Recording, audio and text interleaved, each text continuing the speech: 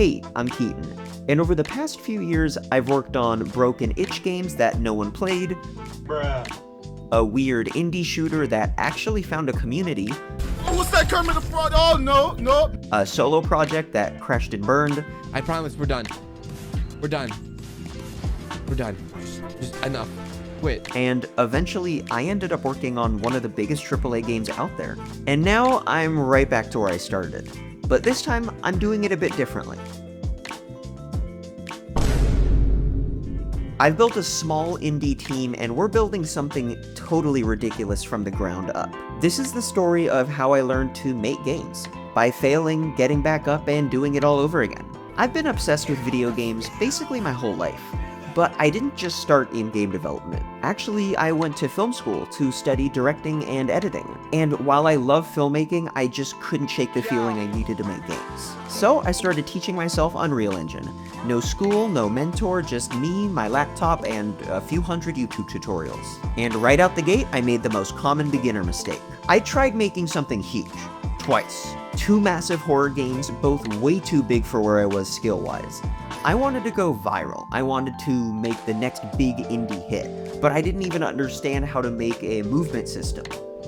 No, oh good, okay, I needed that. I uploaded both games to itch, and they were broken, and unfinished, and no one touched them. But honestly, that was the best thing that could have happened. Because I learned the most important lesson early. Just make games. Even if they suck and no one plays them, every single project teaches you something.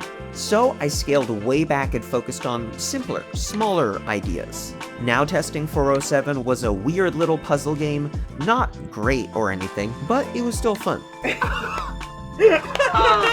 And then I made Island Crusaders, a stylized strategy game, and that's where things really started to click. Let's get a miner. You know how we run things here.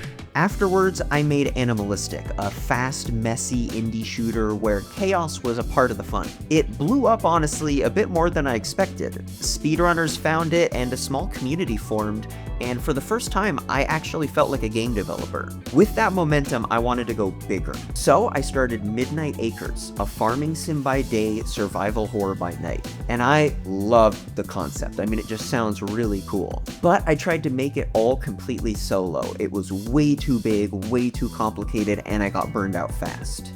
In the end, I never shipped what I envisioned. The version I released didn't land, and honestly, it wrecked my morale for a while.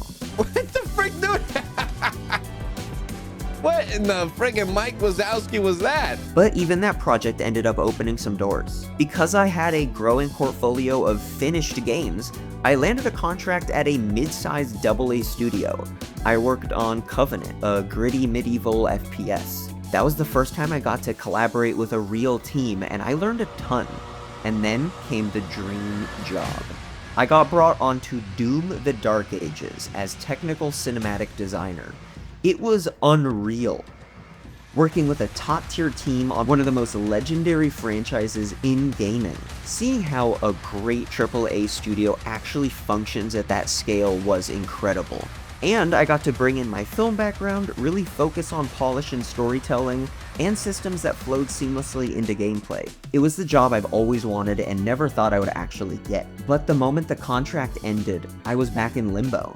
The gaming industry was already in freefall, but it just fully collapsed around them. Hiring freezes, layoffs, at that point major studios were gutting most of their team. And that was just not one studio, it was everywhere. The entire industry felt broken. So instead of chasing another contract, I made a decision. I was gonna go back to indie, but this time I'd do it right. And that's where Mark the Headless Chicken started. A stealth platformer where you play as a physics-driven, chaotic headless chicken. It's weird, it's funny, it's fast, kinda sad actually. But behind the chaos is a rock-solid structure. I set a strict, low budget and started planning. Really planning. I laid everything out in Miro boards, Google Docs, Trello, you name it. Every system, every animation, every AI behavior broken down into clear weekly tasks. Then I hired a small team through work with indies, people who were skilled, motivated, and totally on board with the game's tone. Everyone has real task ownership, and we hold weekly check-ins to stay on track. I also brought in a couple of college students as interns, not to get free labor, but to give them real experience and their first game credit. They're making features, learning in a safe space, and contributing meaningfully to the project. It's scrappy, but it's structured, and for once, it feels like everything is actually working. So in the end, it took broken itch games, tiny wins, some major failures, AAA success, and a total industry collapse to get to this point. But I finally feel like I'm doing it the right way. If there's one thing I've learned, it's this: just make games. Big or small, broken or polished, finish them. Learn, move on, and repeat. That's how you get better, that's how you build a career, and that's how you get hired. Whether you're trying to land your first job, join AAA, or build something wild on your own, start small, finish stuff, and keep building. And if you like stealth games, physics-driven chaos, or just really weird energy, Mark the Headless Chicken is coming soon. Wishlisted on Steam now.